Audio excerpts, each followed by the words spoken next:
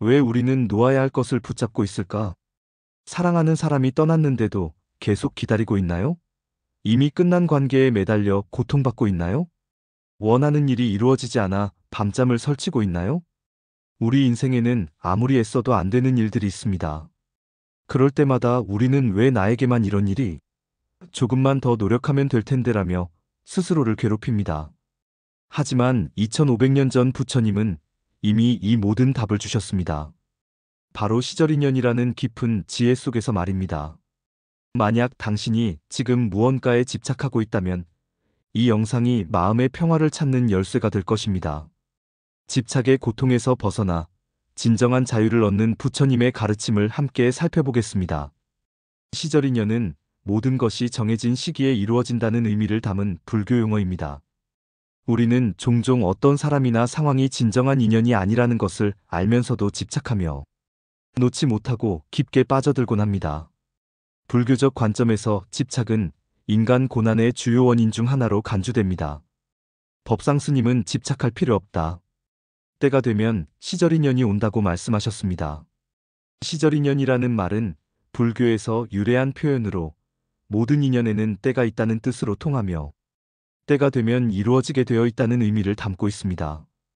또한 인연의 시작과 끝도 모두 자연의 섭리대로 그 시기가 정해져 있다는 뜻도 내포합니다. 이러한 내면의 집착과 혼란스러운 감정에서 벗어나기는 생각보다 어렵습니다. 우리조차 우리 자신의 마음을 온전히 이해하지 못하기 때문입니다. 하지만 부처님의 가르침은 이 어려운 길에 명확한 방향을 제시합니다. 석가모니는 모든 일을 인과연의 원리로 설명했습니다. 모든 것은 인과연이 합하여져서 생겨나고 인과연이 흩어지면 사라진다는 말씀을 남기셨습니다. 이는 우주 만물의 생성과 소멸을 관통하는 근본 법칙입니다. 인과연이 합하여질 때가 인연이 시작되는 때이고 인과연이 흩어질 때가 바로 인연이 끝나는 때라고 할 수 있습니다. 이는 단순한 철학적 개념이 아니라 우리 일상에서 직접 경험할 수 있는 삶의 진리입니다. 불교의 중심 사상인 인과응보에 따르면 정해진 시점에 좋든 나쁘든 일어나야 할 일은 반드시 일어난다고 합니다. 따라서 시절인연이 있어서 그 인연이 옳다면 아무리 피하려 해도 그것은 이루어집니다. 반대로 시절인연이 아니라면 아무리 원하고 노력해도 그것은 이루어지지 않습니다. 그 사람과는 인연이 없었던 것, 또는 우리 인연은 거기까지였던 것입니다. 인연이 있다면 멀리 있어도 만나게 되지만 인연이 없다면 가까워도 만나지 못합니다. 잘 가던 인연이 갑자기 멈추는 경우 그것이 바로 그 연이 다한 것입니다. 이는 운명과도 유사한 개념입니다. 불교에서 말하는 인연은 우리의 과거 행동에 기반한 결과이며 이것을 우리는 운명이라 부르기도 합니다.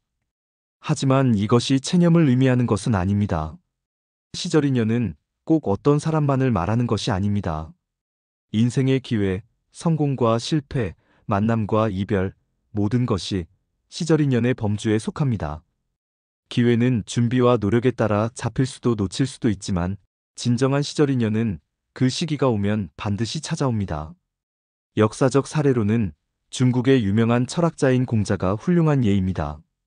공자는 그의 생전에 많은 제자들과 함께 교육을 통한 정치개혁을 추구하였지만 당시에는 큰 성과를 내지 못했습니다. 오히려 그는 여러 나라를 떠돌며 자신의 이상을 펼치려 했지만 번번이 거절당했습니다. 그러나 그의 죽음 이후 제자들에 의해 그의 가르침이 기록되어 논어로 편찬되었고 그 결과로 공자의 사상은 후대에 엄청난 영향을 미치게 되었습니다. 중국은 물론 동아시아 전체의 사상과 문화에 지대한 영향을 끼쳤으며 오늘날까지도 그의 가르침은 살아 숨쉬고 있습니다. 이를 통해 볼 때 공자의 가르침이 그의 생전에는 크게 발현되지 못했지만 그가 죽은 후에는 그 가르침의 중요성이 인정받아 세상에 큰 변화를 가져왔습니다. 이것은 시절인연의 개념에 따라 모든 것이 그에 걸맞은 때가 오면 반드시 발현된다는 것을 보여주는 완벽한 사례입니다. 모든 상황을 시절인연의 문제로만 보게 된다면 어려움을 극복하려는 행동을 하지 않고 포기하며 받아들이는 수동적인 인생을 살라는 것인가 하는 의문이 들 수 있습니다. 이는 시절인연에 대한 흔한 오해입니다. 그러나 시절인연은 인생을 수동적으로 받아들이라는 의미가 아닙니다.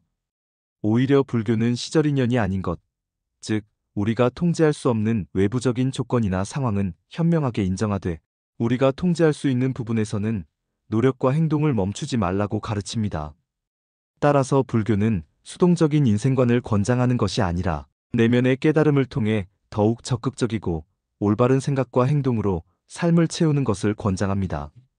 중요한 것은 무엇이 우리 힘으로 바꿀 수 있는 것이고 무엇이 자연의 흐름에 맡겨야 할 것인지를 구별하는 지혜입니다.